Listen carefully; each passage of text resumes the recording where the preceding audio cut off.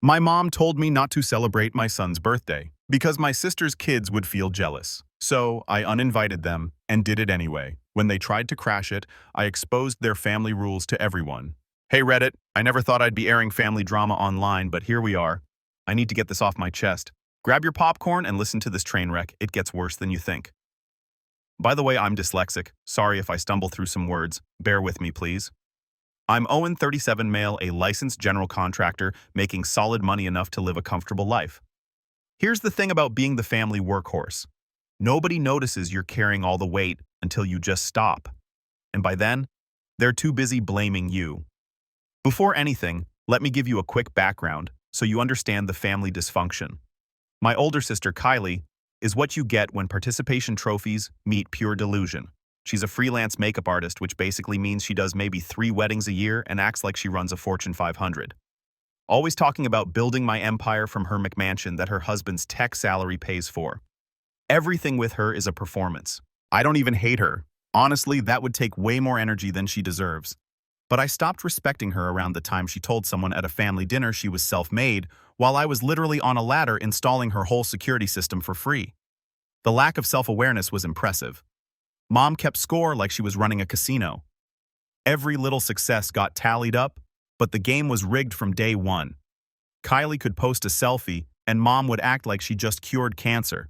I could wire an entire house and get a "you're good with your hands, son." Dad was somehow worse because he pretended not to pick sides. Switzerland in cargo shorts. He'd watch Mom play favorites and just sit there except for occasionally mumbling, "Now, honey," when it got too obvious. Just enabling the whole thing while calling it peacekeeping. This pattern started when we were kids. I'm talking like 10 years old watching Kylie get private tennis lessons while I'm out mowing lawns for $5. Mom said it was teaching me work ethic. Right, Kylie needed lessons to develop her talents. I needed character building through manual labor. Funny how that works. By 15, I was doing handyman work for cash under the table. That's actually where I learned the trade. This old guy who hired me, Vince Caruso, built like a fire hydrant, could frame a wall faster than most people could measure one. He taught me that electrical systems don't lie. They either work or they don't. I met my wife Anna at a service call. Midnight on a Thursday. Her security system was freaking out, and the alarm company couldn't figure it out remotely. When I showed up, she offered me cold pizza and apologized for the mess in her living room. We got married at the courthouse with grocery store flowers and her roommate as witness. The photos look terrible. The memory is perfect. Kylie married Colin at some resort in Napa. Full videographer signature cocktail, one of those dessert walls with like 14 options, and a hashtag that rhymed. Mom cried and told everyone it was the pinnacle of her motherhood. At my wedding, she took one photo and bounced before we even cut the cake. So when Evan was born, I held him in that hospital room and had this crystal clear moment. My entire job is to make sure this kid never feels like a footnote in someone else's story.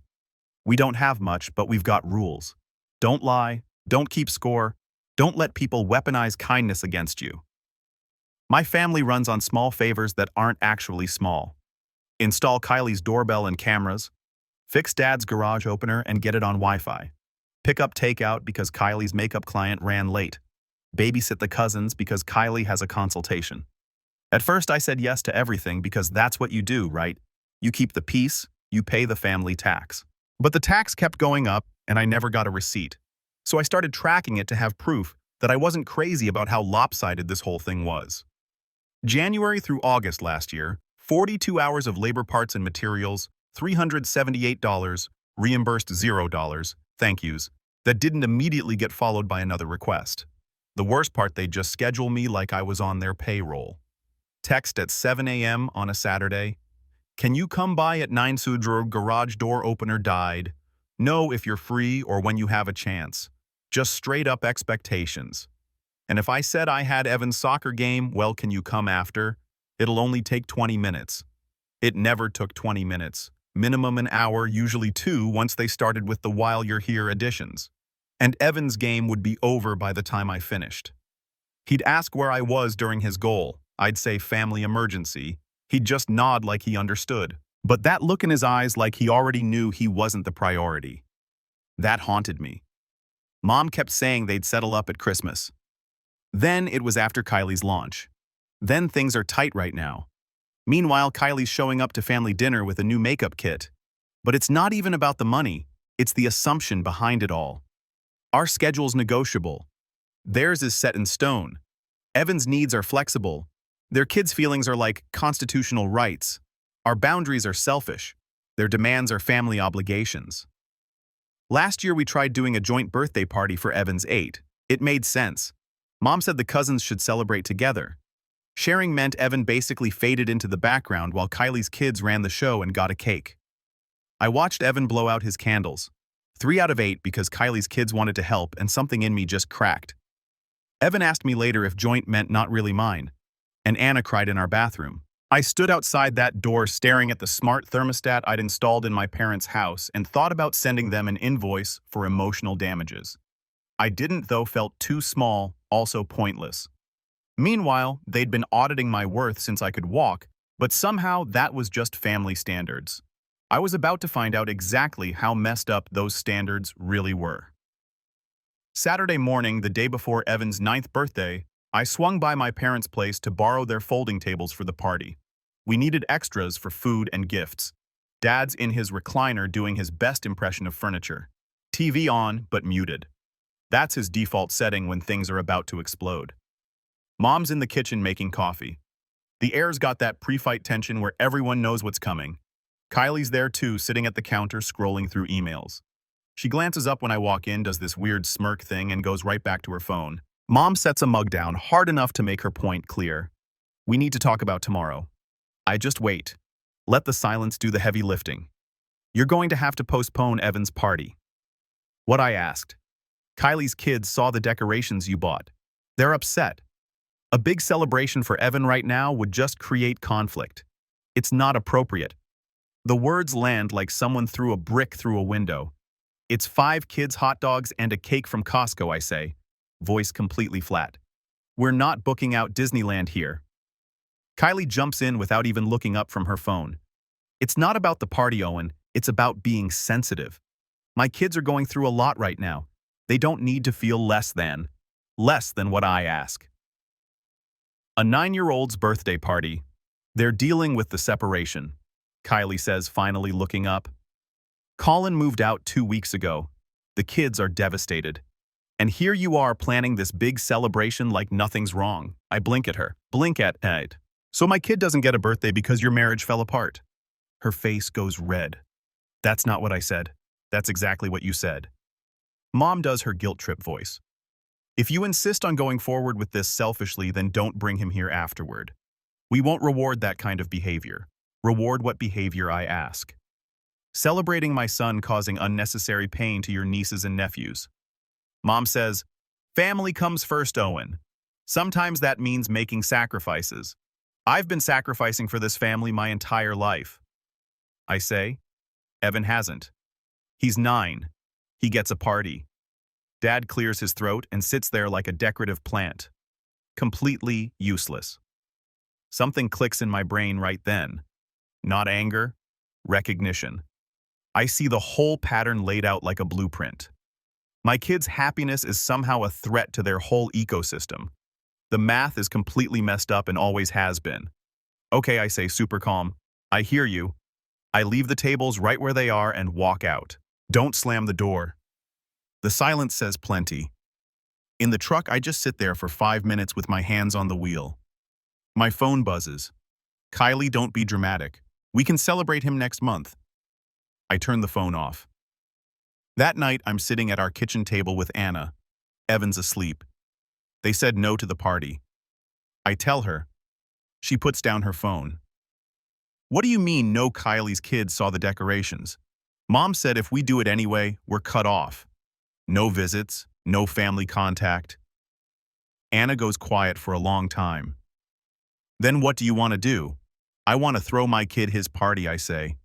And I want to stop negotiating for the basic right to celebrate my own son. Then let's do that.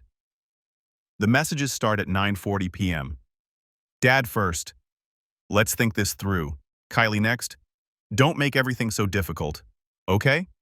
Then Mom, if you proceed with this party, do not bring Evan to our home again.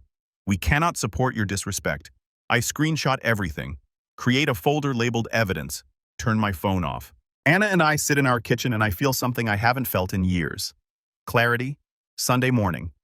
Evan wakes up yelling about being 9 and wearing his favorite shirt inside out because he's too excited to check. We frost the cake together. At 8:52 a.m., Mom calls. I let it ring. 9:15, Kylie. 9:30, Dad. The call log looks like a hostage situation, but I'm too busy tying balloons to a fence post to give a single care. Time to throw my son a party and watch my family completely lose it.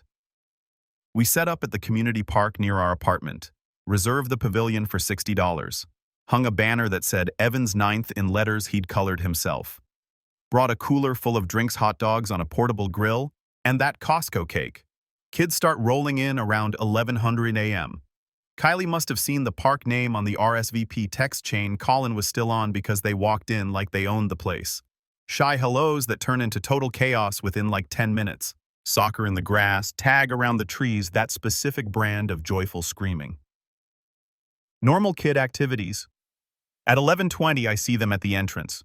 Mom walks in first, Kylie behind her, Colin trailing along with their kids looking like he'd rather be literally anywhere else. It was Colin's custody weekend, and Kylie Boland told him to come for the kids. Dad brings up the rear doing his Switzerland routine, uninvited, uninformed, completely undeterred. Mom surveys the setup like she's a health inspector. The paper plates, the gas station cooler, the homemade decorations. Her face does that thing where she's disappointed but trying to look concerned instead. Owen, she says, voice carrying across the whole pavilion.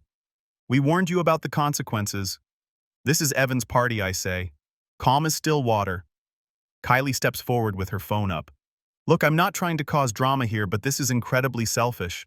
My kids have been crying all morning. All morning, Owen. Because you had to prove a point. I'm celebrating my son's birthday, I say. That's not a point. Mom tries the guilt angle. Her signature move. After everything we've sacrificed for you, sacrificed what I ask.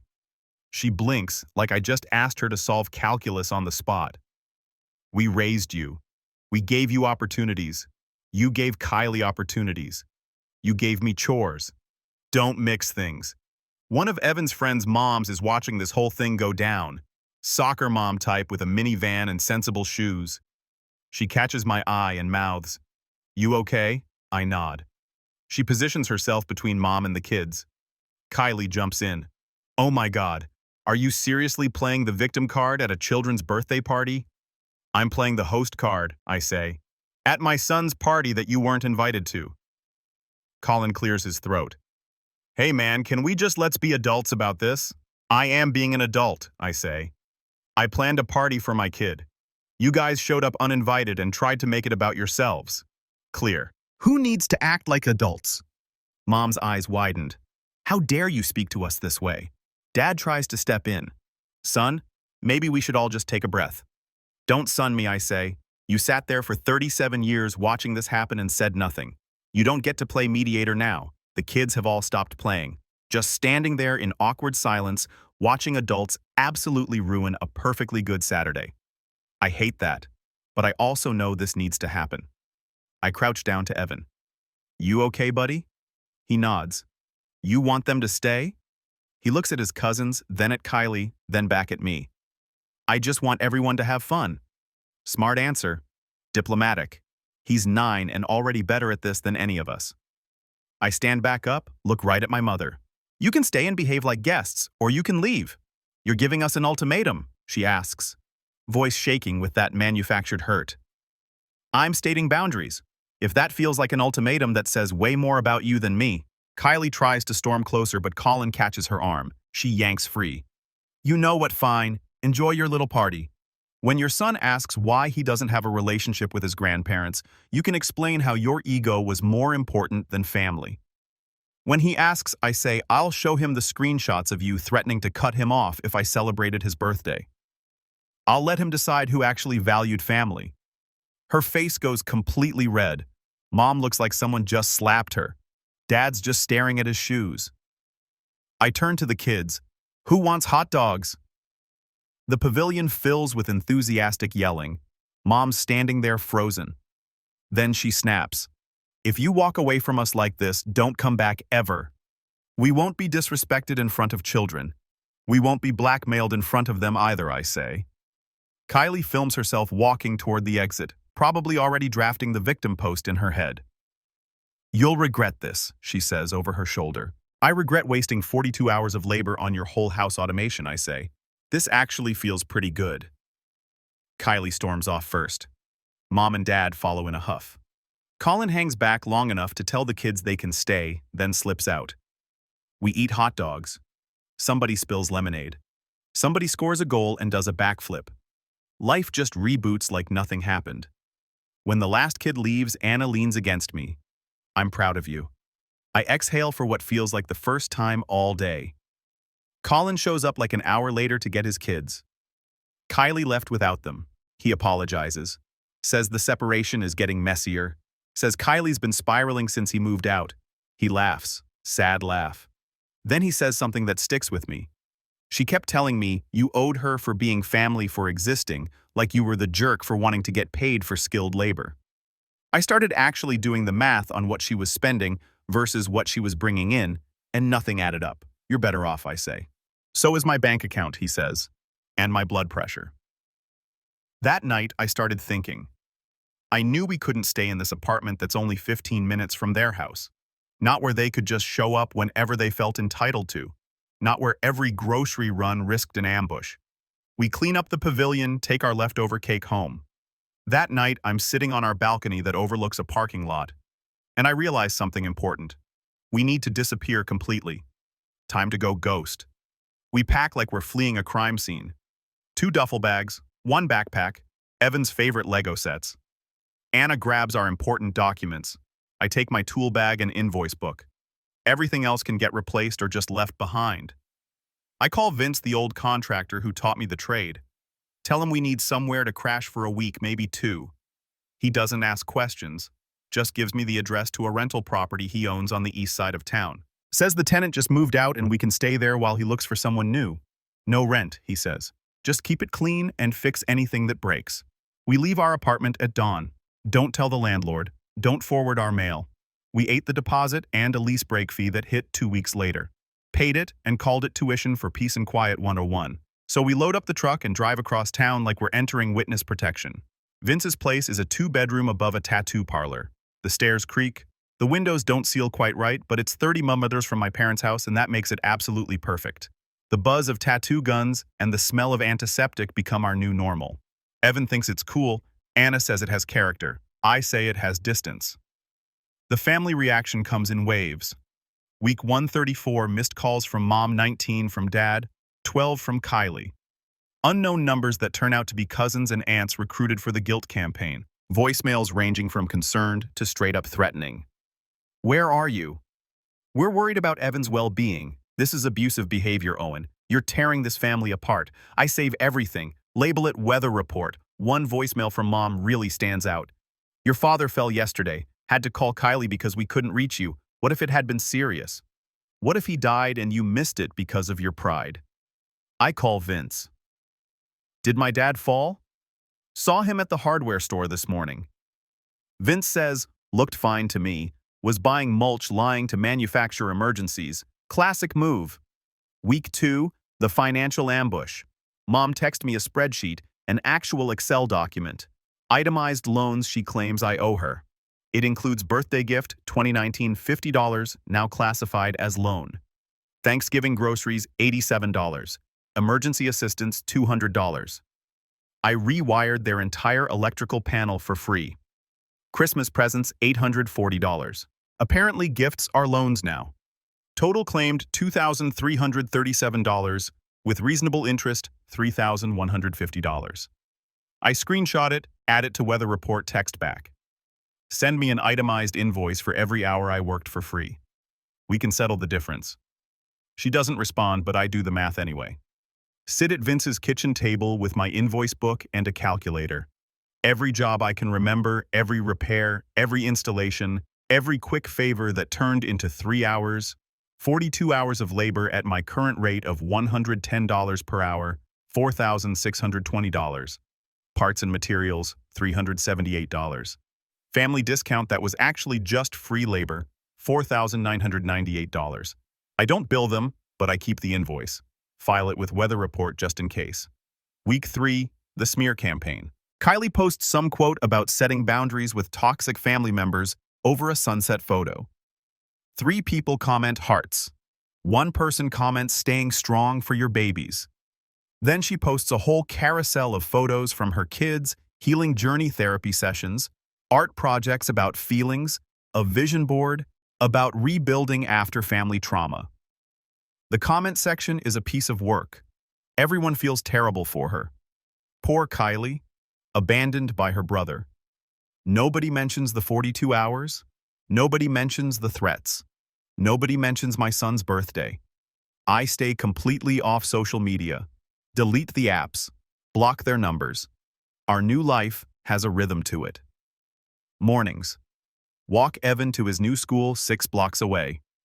Mrs. Lee runs the corner deli and starts giving Evan free apple juice boxes. Your boy has good manners, she says once. That compliment means more than any family dinner ever did. Afternoon service calls.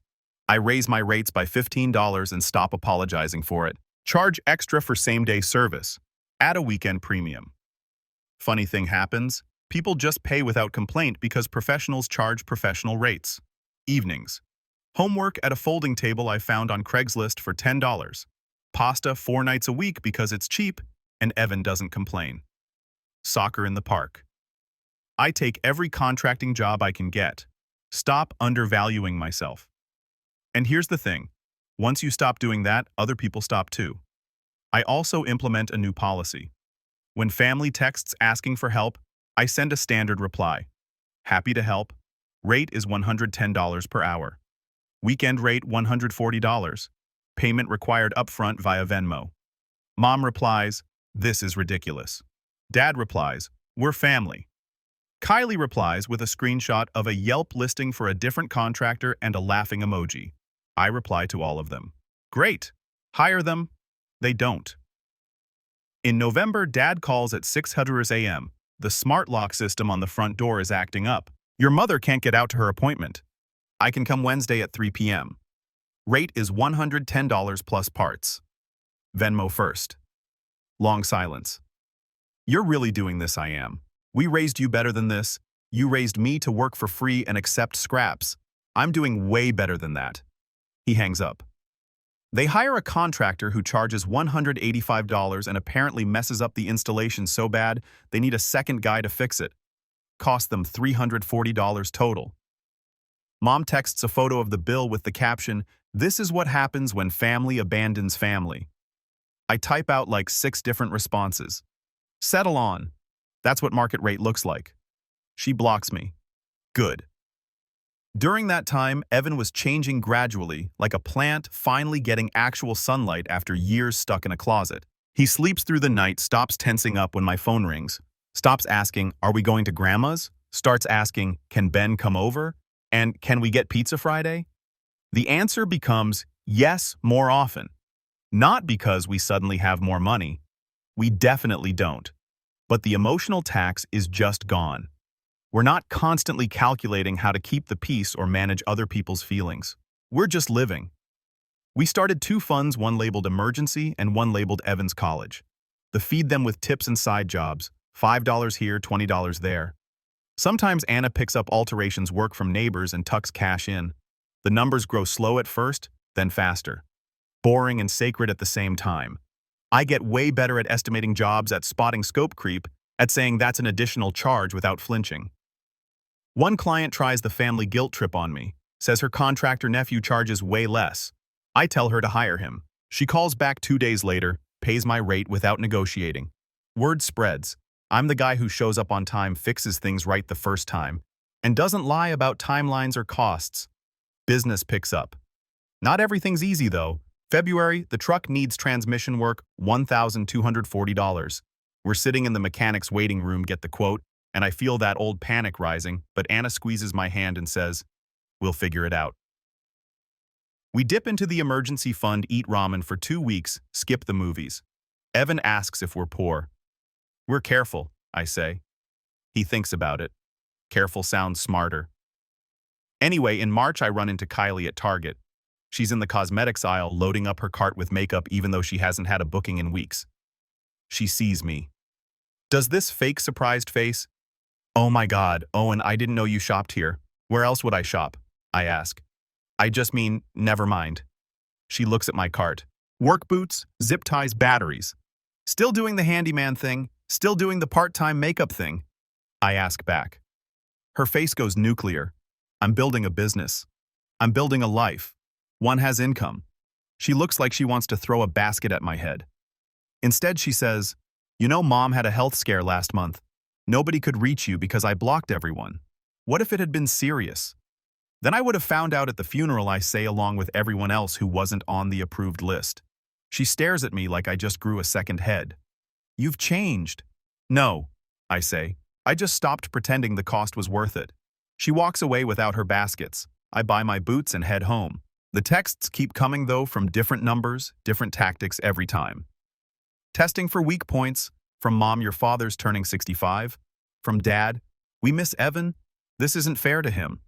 From Kylie, "When are you going to stop being petty?" I respond to exactly none of them. Complete radio silence. Total blackout. Here's what they don't get. I'm not making a point. I'm not waiting for an apology. I'm just done. Not mad, not hurt, just done. Like a book I closed. Summer comes. We take Evan to the community pool every Saturday. $3 admission, pack our own snacks, sunscreen from the dollar store. He learns to dive off the board. Anna reads books in a lawn chair.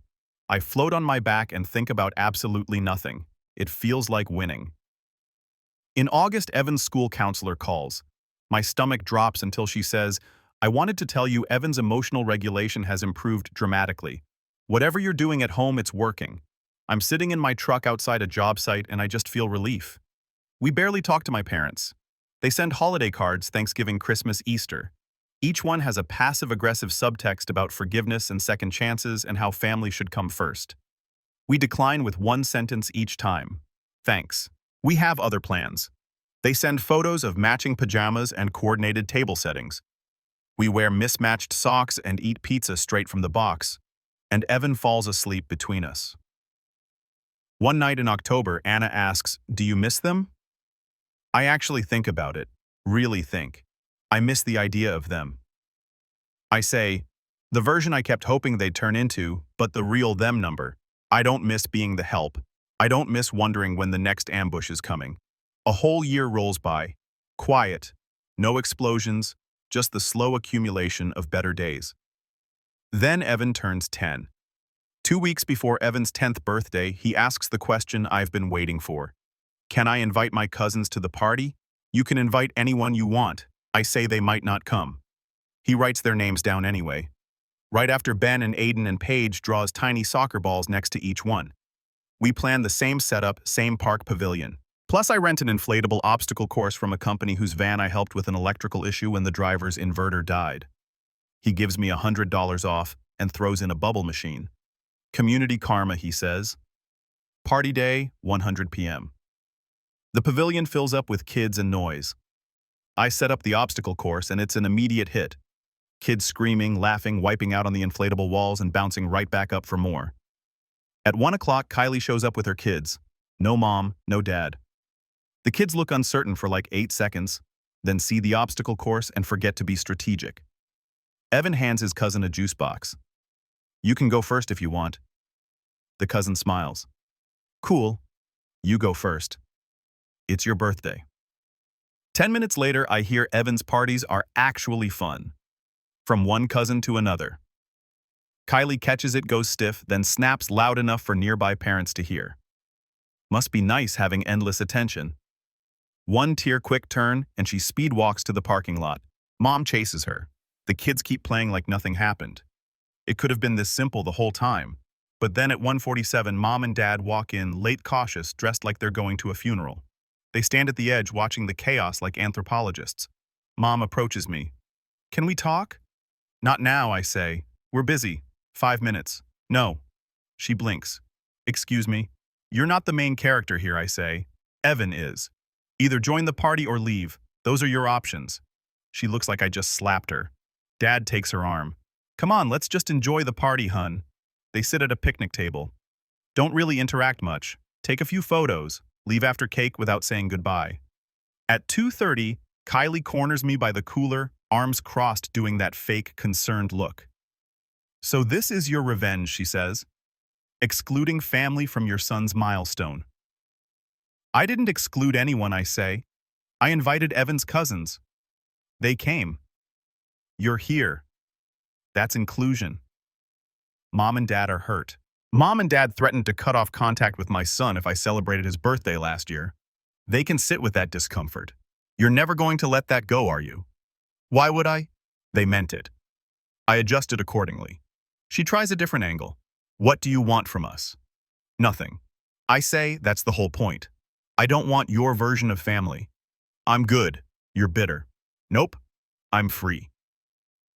That night, my phone blows up. Messages ranging from passive-aggressive to openly hostile. I dropped a stitched screenshot to the family thread. The threats about canceling Evan's 9th then muted it. No replies after that. You humiliated your mother. You're destroying this family. We'll never forgive you. Don't bother coming to the funeral. I read them all. Save them to weather report. Go to bed. 2 days later, Vince Caruso calls. You busy? Depends. Got a job for you. Big one. Corporate client office building downtown. Full security and automation overhaul. They're looking for a reliable contractor. I recommended you because you do good work and don't mess people over, he says. Also because I'm retiring and need someone to take over my commercial clients. The job pays $18,000. The client's a law firm, respectable, established, the kind of place that doesn't haggle on invoices. I start the following Monday, 20 months in. Here's what happened to everyone who said I'd regret walking away. Kylie's marriage completely falls apart. Turns out when you lose your free tech support and contractor, you start looking for a replacement. Kylie apparently decided that should be Colin. Started demanding he handle everything I used to do. Install smart home equipment, fix appliances, run Ethernet cables. Colin's a software engineer, not a contractor. Every project goes sideways. Every failure turns into a fight. She tells everyone she's focusing on her business. Meanwhile, Colin files for divorce, citing irreconcilable differences and financial infidelity. Turns out Kylie's been hiding debt, a lot of debt. Credit cards maxed out for makeup supplies she never even used. A studio space she rented for 6 months that was literally just a spare bedroom in someone's house. Professional photography sessions for a portfolio that got her 0 bookings. The whole makeup artist dream was funded entirely by borrowed money and Colin's paycheck. When he gets access to the accounts during discovery, he finds $38,000 in hidden debt.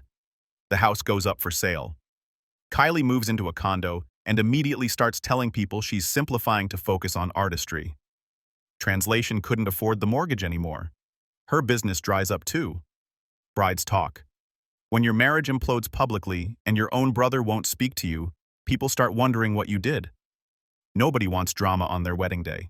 One bride tells her bridal party coordinator, who tells her photographer, who tells a makeup artist friend, who posts in a wedding vendor Facebook group. Anyone else have issues with Kylie? She seemed really off at my trial, very distracted, kept checking her phone, made comments about her ex-husband. I don't want that energy on my wedding day. 43 people see that post. In the wedding industry, that's basically a death sentence. Her bookings dropped from 2 a month to 1 every 3 months. She tries to pivot to teaching makeup classes at the community center, gets 3 students, loses 2 after the first session. I find out because she texts me at 2 a.m. on a Wednesday, clearly emotional and not thinking straight. This is your fault. You turned everyone against me. You poisoned the whole family. I reply, I didn't have to do anything. I just stopped covering for you. Mom and Dad's retirement plan completely collapses. They'd been banking on moving in with Kylie, the big house with the yard and the guest suite. When Kylie's marriage explodes and the house sells, that plan just evaporates. They try to downsize, but the market's brutal. Their house needs work I used to do for free. New buyers want things fixed. Professional quotes come in at $14,000 for basic repairs. They try to negotiate. The buyers walk. 3 more potential sales fall through for the exact same reason. They finally sell at a $30,000 loss and move into a townhouse 40 minutes away. According to my Aunt Helen, they hate it. Too small, too loud, no space for the grandkids to visit. They blame me, obviously. Dad calls in March not to apologize to discuss options. Your mother and I have been thinking about multi-generational living, he says. It makes financial sense. We could pull resources. Translation. Can we move in with you? Our place is 2 bedrooms. I say there's no room. You could look for something bigger. We'd contribute to rent. With what money? Silence. We're good where we are, I say. You'll figure it out. He hangs up. The extended family fractures. Most people pick sides. A surprising number. Pick mine. Aunt Helen says she's been watching the dynamic for years and is relieved someone finally called it out. 2 cousins reach out saying they dealt with similar situations. An uncle I barely know sends me $200 with a note that says, "For Evan's college fund." The ones who pick Mom and Kylie. They stop reaching out after about 4 months when they realize I'm not coming back. Just silence. The smear campaign backfires too. Mom tries to rally the church community, paints me as the ungrateful son who abandoned his family over nothing, but she makes the mistake of doing it at a potluck, where Mrs. Lee's there, the lady whose deli got broken into, and whose security system I installed for free at 11 p.m. on a Saturday. Mrs. Lee was there dropping trays for her sister's church potluck. She stands up and says, "That boy has more integrity in his pinky than most people have in their whole body. Maybe ask yourself why he left." 4 other people nod. Mom leaves early. Hasn't been back to that church since. Kylie's makeup business tanks completely.